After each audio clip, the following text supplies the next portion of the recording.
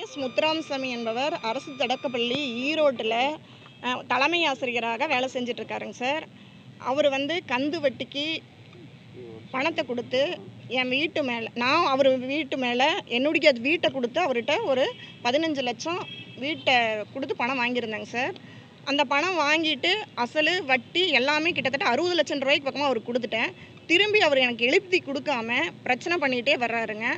இந்த சூழ்நிலையில் பார்த்தீங்கன்னா அவர் நான் வீட்டை திரும்பி கேட்ட பாவத்துக்கு அவர் மேலே 19/6 இதே மாவட்ட காவல் ஆய்வாளத்தில் ஒரு பெட்டிஷன் கொடுத்தோம்.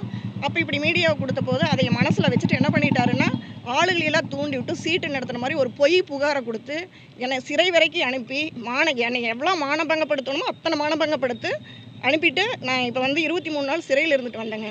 ஆனால் இப்போ என்ன பண்ணியிருக்கிறாருன்னா, முந்தானேற்று 16/11 வீட்டுக்கு போய் வீடு காலி பண்ணணும்னு சொல்லிட்டேங்க சார்.